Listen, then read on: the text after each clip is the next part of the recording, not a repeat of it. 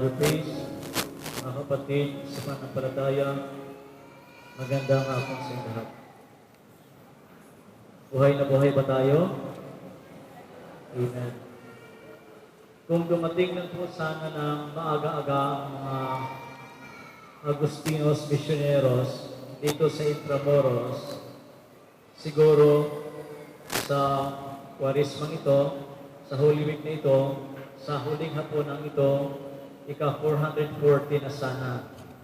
Kailan dumating sila pagkatapos na po ng Kwaresma, noong May 17, 1571. Kaya sa taong ito, kaming mga paring Agustino, ika-440 years na po kami dito sa Intramuros. And following tradition of our church and of the Augustine community, ipinagdiriwang natin ang huling hapunan ito. Gusto ko lang po pagnilayan natin sa ika-440 years na ito ang dalawang bagay na ito na sa simpleng paraan. Unang-una, ang mga misyonero natin mula noon hanggang sa kasalukuyan nanatili pa kami dito. Spiritually, kumakain kami. Physically, kumakain kami. Spiritually, sa paraan na palagi namin napakinggan ang mga salita ng Diyos sa Eucharistia din. Para bang sa bahay natin, hindi natin naalaala kung ano ang kinain natin kahapon, kung ano ang ulam natin kayo ng umaga, noong isang araw at nakaraang mga araw. Nakalimutan na natin kung ano yung kinain natin, kung ano ang menu natin ng araw na iyon. Pero isang bagay that we are sure of, na tayo ay nakakain at nabusog at hindi nagutuman. Di ba? Amen? Amen. Sa ganung paraan, ganun din sa Eucharistia. Tayo ay nakinig palagi sa salita ng Diyos. Hindi natin maalaala kung ano yung ebanghelyo ng karaang mga linggo. Pero alam natin that we were nourished spiritually by the gospel proclaimed that we heard.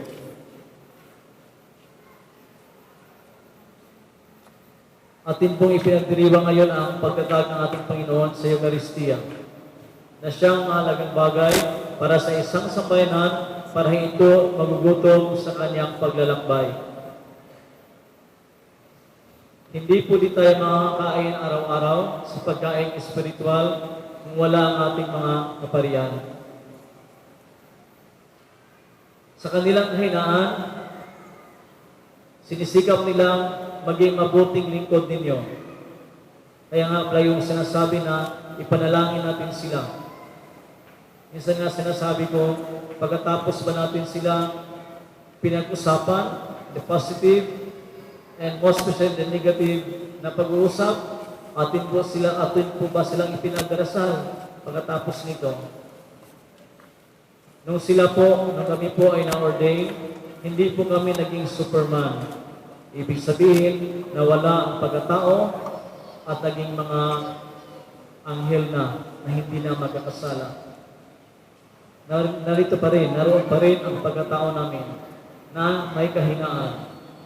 Na sa maraming pagkakataon, yun ang palagi natin nakikita kaysa lakas. No? Kung nakinig tayo ng Ebanghelyo, ng mabuti sa Ebanghelyo ngayon, si Simon Pedro nagtanong sa Panginoon, bakit kailangan niyo pang hugasan ang aking paa? At sinabi ng Panginoon kay Simon Pedro, you can never part with me if I won't wash you. Sa kagustuhan ni Pedro na maging bahaging-bahagi sa Panginoon, sinabi niya, sana huwag lang po yung hugasan, liguan niyo pa ako. Ang naligo na ay malinis na. He challenged also his disciples to wash one another's feet as an act of love. Christ came to the world to clean us. Linisin tayo mula sa pagkakasala natin and to prepare us to be stewards of His love. Do you know what I have done to you? You call me teacher and Lord, sabi ng Panginoon. At sabi niya, totoo yan.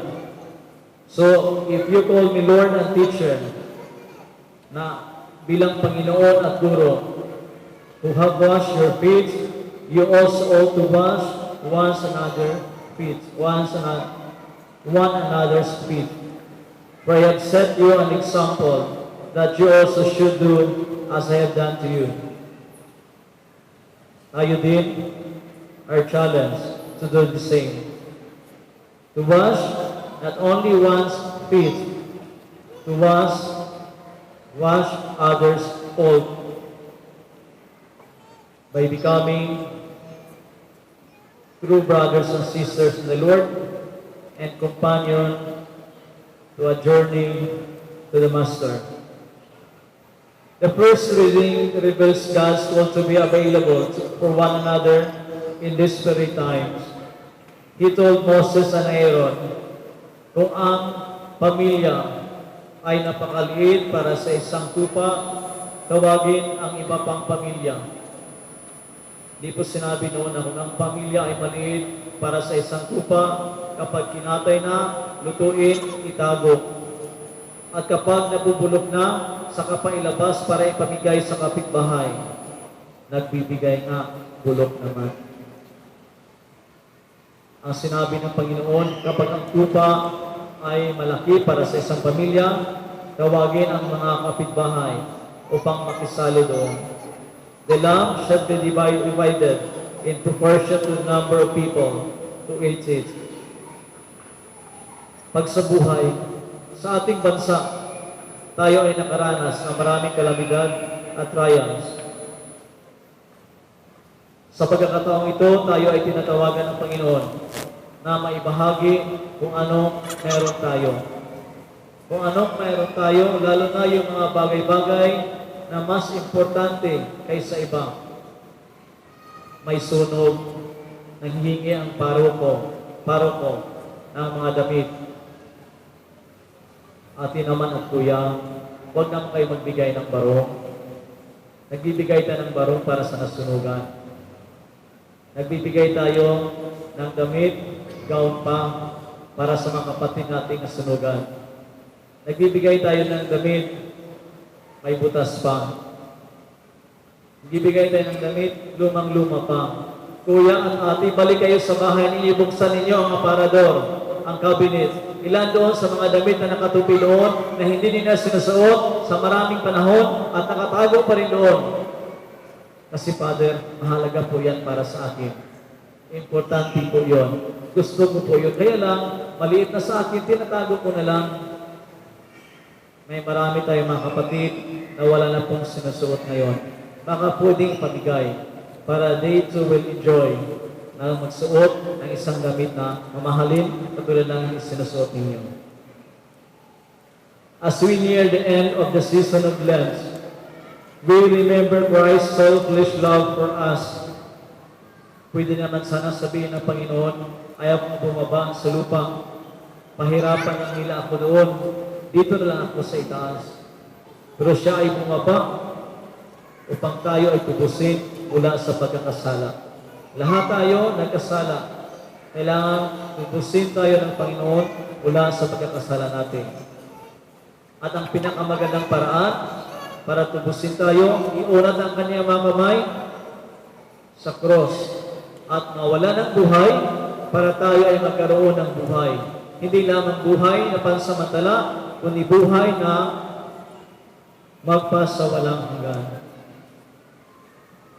We face many crises in our own lives, but looking into other people's crises, is God yearning for us. Once again, we are reminded to follow His example of serving one another kahit po mahirap gawin.